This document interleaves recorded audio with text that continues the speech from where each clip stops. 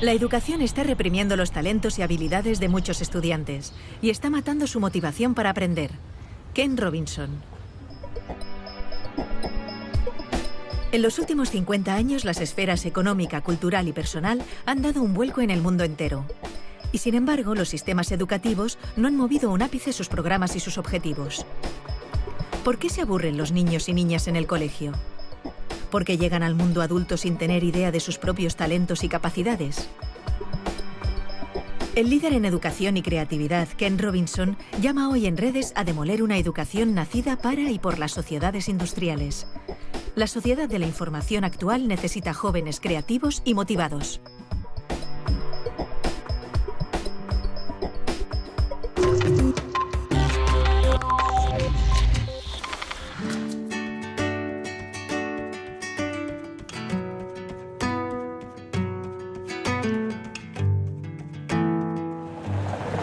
Debe hacer 60 años o algo así, era comienzos de la década de los años 50. Y aquí en esta escuela de North Hollywood High School es donde hice mi bachillerato. Me llamaban Eddie, que es el diminutivo de los norteamericanos para Edward o Eduardo. Y seguramente, con toda certeza, en la escuela siguen destilando contenidos académicos en los cerebros.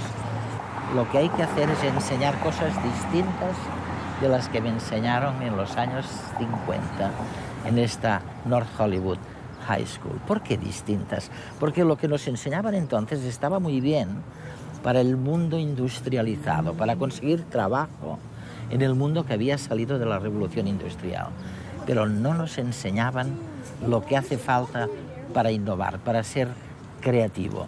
Y para eso, básicamente, hoy día sabemos que lo que hace falta es ayudarnos a elegir, ayudar a los jóvenes, ayudar a los hijos y a las hijas a elegir primero cuál es su dominio, cuál es lo que de verdad les gusta y no tanto lo que está ocurriendo fuera de ellos mismos.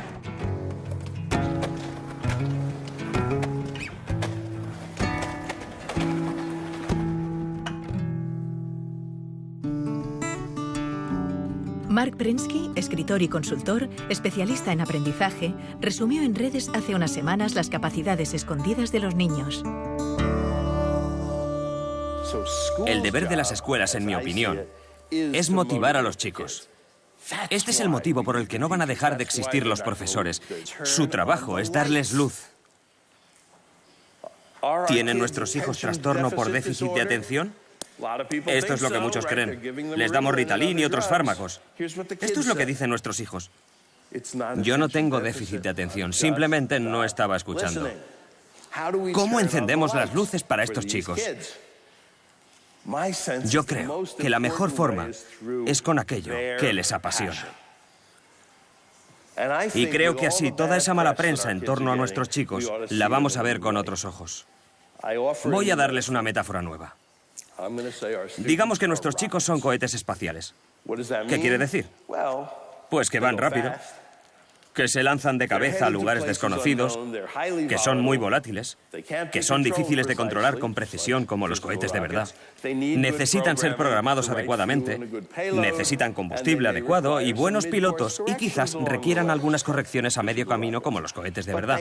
Pero tienen un retorno potencial enorme. Todos los chicos lo tienen y es lo que tenemos que descubrir.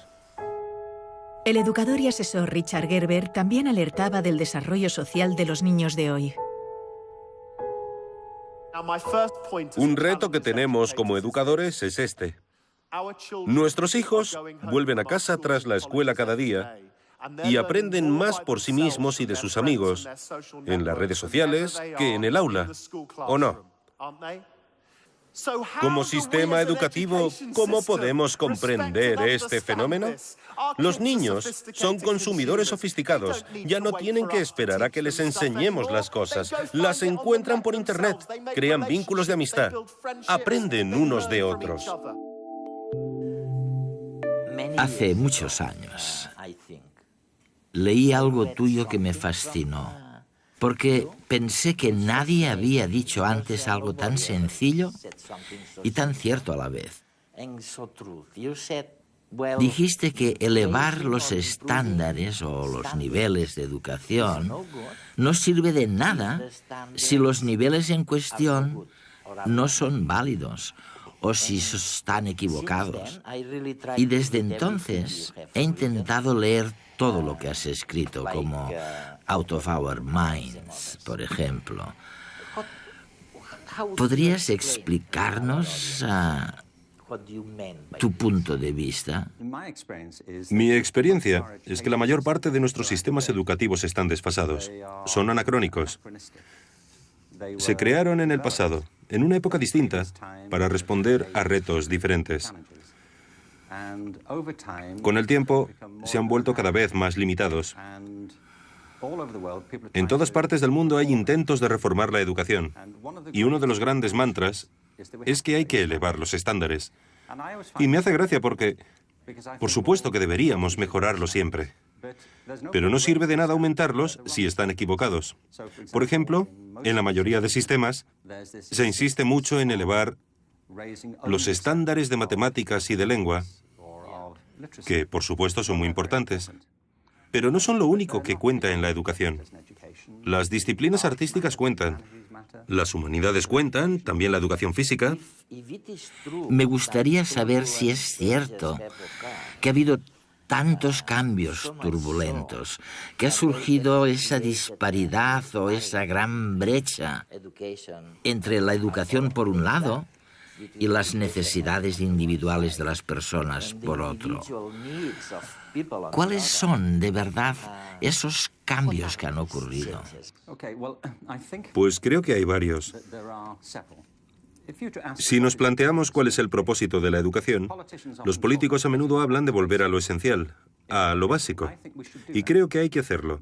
Pero primero tenemos que ponernos de acuerdo sobre qué es lo esencial. En mi opinión, la educación, desde la guardería hasta la formación de adultos, tiene en líneas generales 3 objetivos. O por lo menos debería tenerlos. Uno de ellos es económico. Es innegable que una de las grandes expectativas que tenemos sobre la educación es que si alguien tiene estudios, estará en mejor posición para conseguir un trabajo y la economía se beneficiará. Por eso invertimos tanto dinero en la educación. Y ahora no es así. El problema es que las economías del mundo han cambiado diametralmente en los últimos 50 años. El mundo cada vez está más dominado por los sistemas de información. Estamos inmersos en una economía de servicios y la industria se ha trasladado fuera de Europa. Ahora mismo se ubica mucho más en Asia. Por consiguiente, económicamente, el mundo de ahora no tiene nada que ver con el mundo en el que tú y yo crecimos. La revolución industrial forjó nuestro mundo, pero también fraguó nuestros sistemas educativos. Tenemos un sistema de educación industrial. Es un modelo de la educación basado en la producción. El segundo gran reto educativo es de índole cultural. Una de las cosas que esperamos de la educación es que ayude a las personas a comprender el mundo que les rodea y a desarrollar un sentimiento de identidad cultural, una idea sobre su lugar en el mundo. Sí. Si analizamos los sistemas educativos de todos los países, en España no hay duda de que esa expectativa está presente en el sistema de enseñanza. Se pretende ayudar a los alumnos a conocer mejor la cultura española, y lo mismo sucede en el resto del mundo. Es una gran expectativa de la educación. El problema es que el mundo también se ha transformado culturalmente en los últimos 50 años. No tiene nada que ver con el mundo en el que crecimos. Cada vez es más interdependiente, más complejo y también más peligroso culturalmente en algunos aspectos, más intolerante en ciertas cosas. El tercer gran objetivo de la educación es personal. Lo saben los que tienen hijos, pero también cualquiera que esté vivo. Una de las cosas que esperamos de la educación es que nos ayude a convertirnos en la mejor versión de nosotros mismos, que nos ayude a descubrir nuestros talentos, nuestras destrezas. Y creo que la educación ha fracasado estrepitosamente en ese sentido, puesto que muchos acaban sus estudios sin descubrir lo que se les da bien, sin averiguar jamás sus talentos. Muchos pasan por la escuela y llegan a la conclusión de que carecen de cualquier talento. Y esto sucede porque en el fondo tenemos una visión de las aptitudes muy limitada. También ha habido cambios en ese sentido. Vemos pues que hay cambios en nuestra noción de inteligencia, pero también en la cultura, que ha cambiado y se ha complicado, por no hablar de hasta qué punto se ha revolucionado económicamente el mundo. Tenemos pues tres grandes cambios que probablemente explican esta ansiedad que surge de la disparidad entre el mundo educativo y las necesidades económicas, culturales e individuales.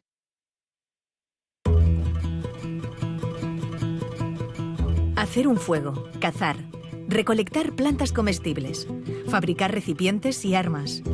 Nuestros antepasados aprendían unos de otros las actividades de la vida cotidiana. Los conocimientos se adquirían a través del contacto con los demás y la repetición. Hasta que miles de años después se inventó la escritura, la primera gran revolución en el aprendizaje. Entonces, los textos comenzaron a vehicular buena parte del conocimiento. También cambiaron, claro, las cosas que aprendía la gente.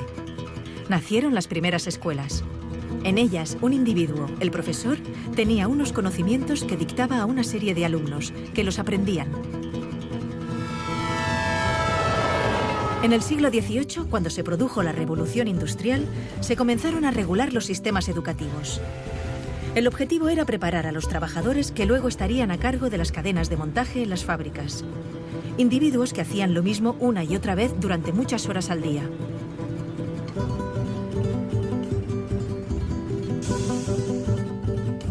La escuela que se inventaron seguía ese patrón. Todos los niños repetían y repetían de memoria determinados conocimientos. Un proceso estandarizado y lineal, en el que les enseñaban aquellas materias que se consideraban útiles para la recién nacida economía industrial. Es el modelo que ha perdurado hasta nuestros días. Sin embargo, ya no nos sirve, porque el mundo, en el último medio siglo, ha cambiado radicalmente.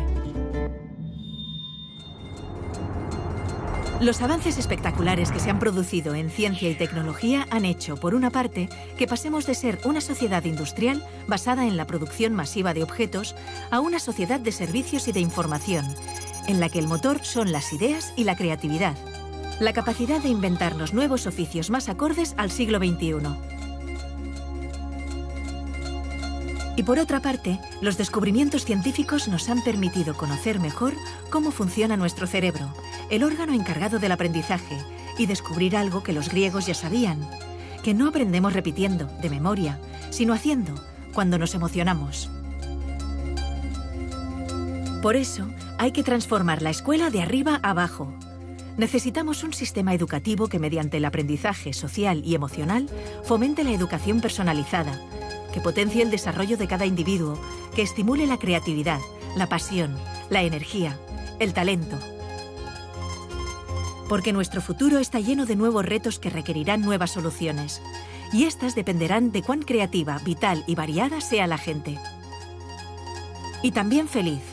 Y para ser feliz necesitamos realizarnos y desarrollarnos, descubrir y cultivar aquello que nos motiva y hace sentirnos bien. Bienvenidos a la escuela del siglo XXI.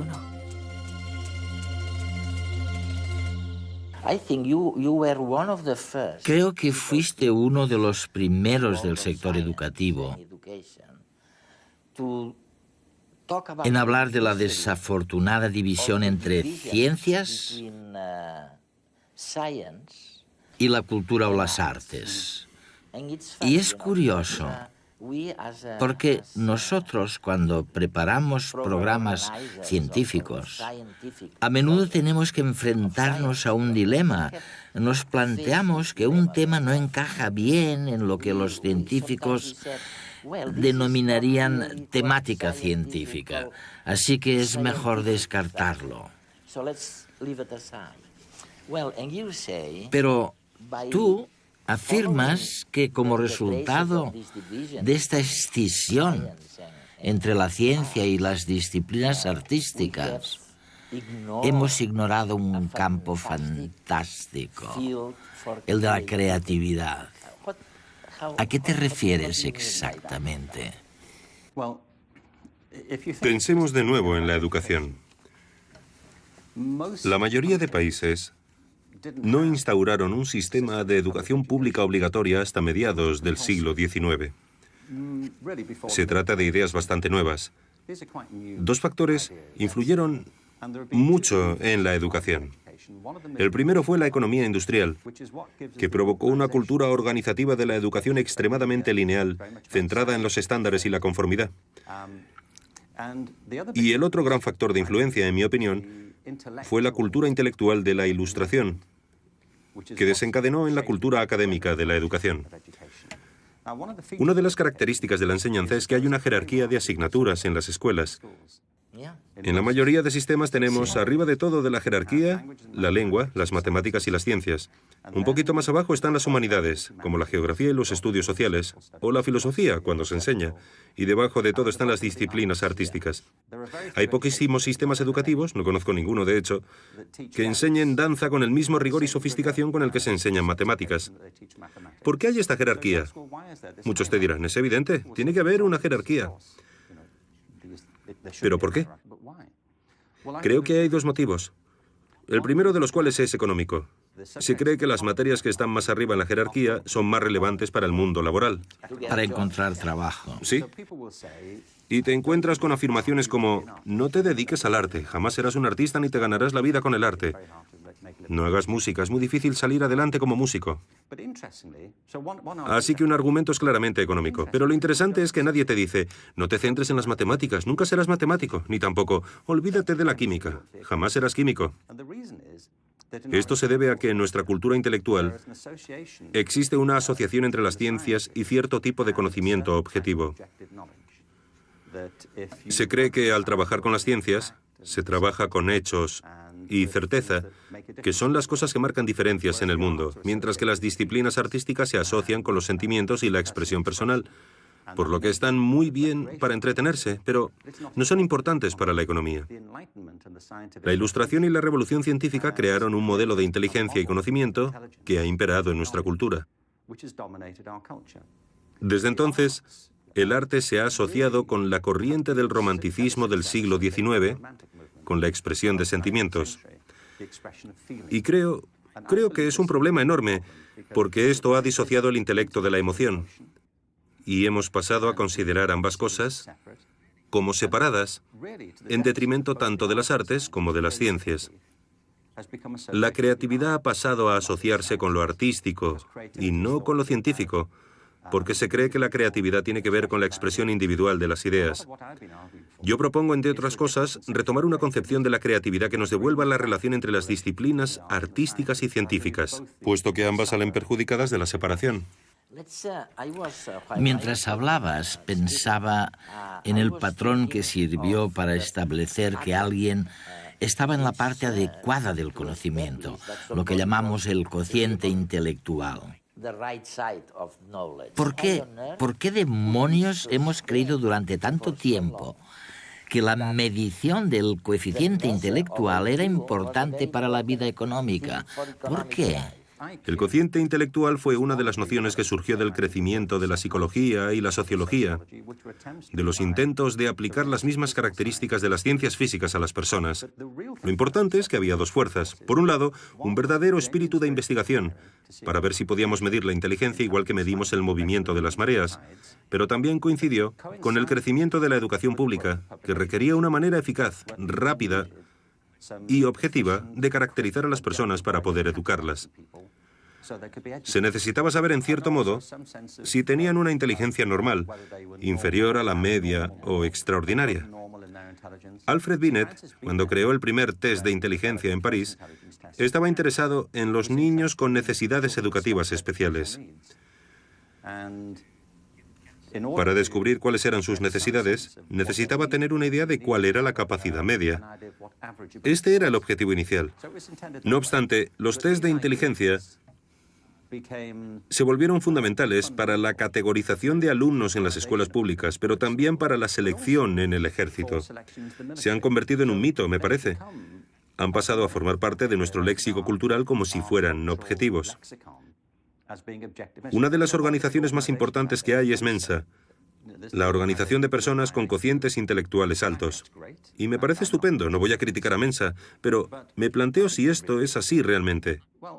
En realidad, el test de inteligencia solamente mide la capacidad de hacer test de inteligencia. Hay personas a las que estos test se les dan muy bien, Si queremos saber lo inteligente que es alguien, por lo menos deberíamos aceptar que la inteligencia entraña mucho más de lo que se puede medir en un test de inteligencia. ¿No deberíamos incluir también otras preguntas? Como por ejemplo, ¿sabes componer una sinfonía? ¿Sabes interpretarla? ¿Gestionar un negocio de éxito? ¿Sabes bailar? ¿Sabes escribir una poesía que conmueva a los lectores y les haga llorar? ¿Tienes empatía? La empatía, sí. Si el ser humano solamente tuviera las habilidades que se miden en los test de inteligencia, la mayor parte de la cultura humana jamás habría existido. Yo no querría vivir en un mundo así. ¿Tú sí? No. Tenemos una visión de la inteligencia muy reduccionista.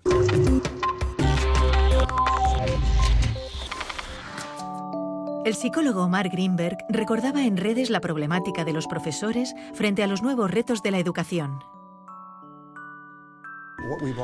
Hasta ahora lo que hacíamos con los profesores era presionarlos, muchas veces, para que se centraran únicamente en lo académico, solamente en la lectura, las matemáticas y las ciencias.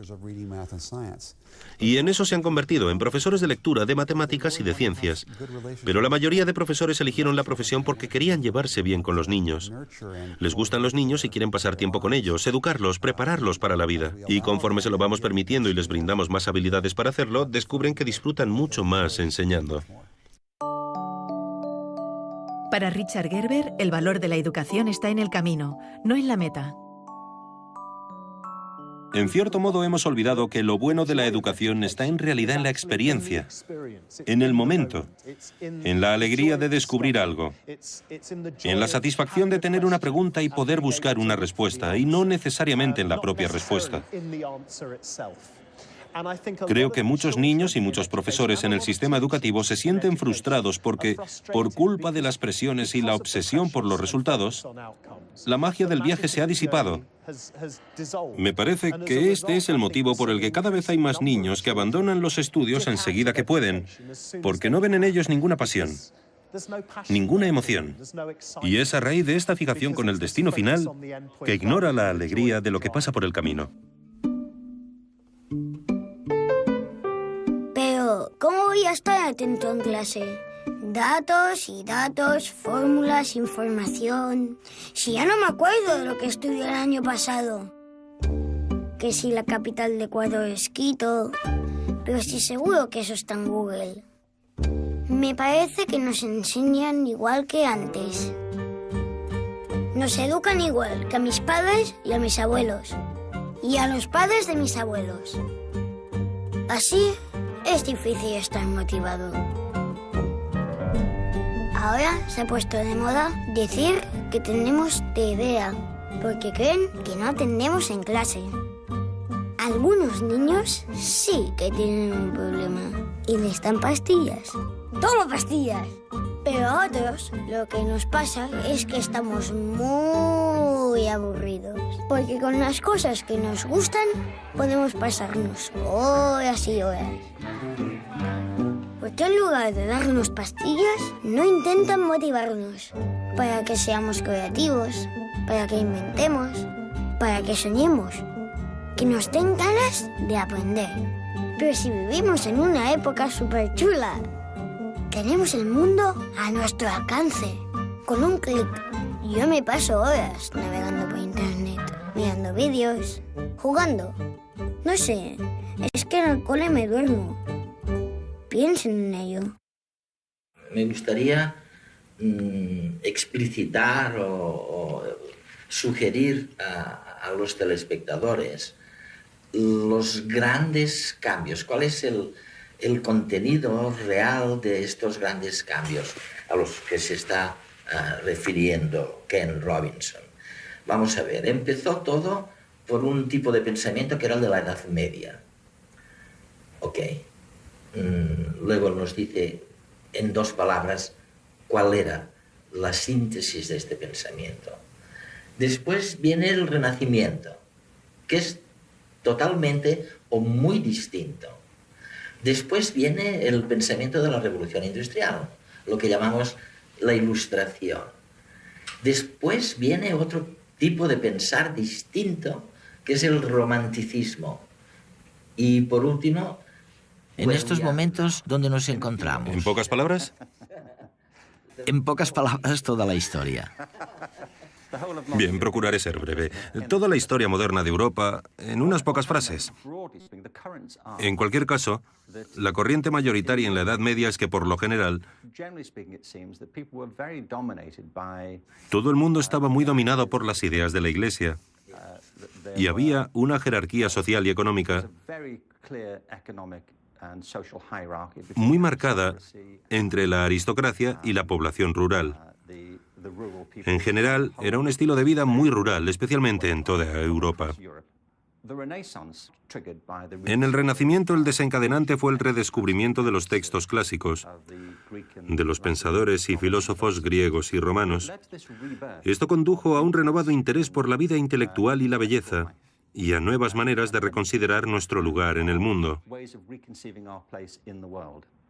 Se produjeron varios cambios importantísimos, por ejemplo, el trabajo de Copérnico y Galileo, que plantearon la posibilidad de que tal vez la Tierra no fuera el centro del universo de Dios, y eso supuso una especie de terremoto ideológico, con enormes cambios en la manera de ver las cosas de la gente. Lo más importante es que la inmensa mayoría de gente ya no tenía que depender de los argumentos y la autoridad de una minoría culta del clero, porque la invención de la imprenta generalizó el acceso a las ideas. La gente podía leer por sí misma las ideas y distribuirlas. Ha habido varios ejemplos de tecnologías absolutamente revolucionarias, como la imprenta.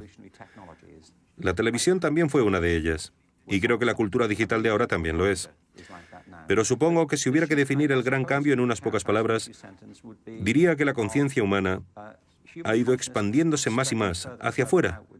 Hemos dejado de mirarnos el ombligo para intentar ser más objetivos sobre nuestro lugar en el mundo y el orden de las cosas, a medida que pasábamos de la Edad Media al Renacimiento y a la Ilustración. En líneas generales, dejamos de considerarnos el centro de la creación de Dios para vernos como parte de un cosmos mucho mayor. Ahora mismo, nuestra generación, y con esto no me refiero a ti y a mí, sino a toda la generación de personas que habitan en la Tierra ahora, a todos los que convivimos en el planeta, tenemos que enfrentarnos a retos que carecen de precedentes en toda la historia de la humanidad. Uno de los motivos por los que defiendo con tanta pasión que hay que modificar la educación y replantearse la creatividad es porque me parece que, a no ser que cambiemos nuestra manera de pensar en nosotros mismos, no estaremos a la altura de los desafíos a los que nos enfrentamos ahora. Y si no hacemos frente a los retos, las consecuencias podrían ser desastrosas.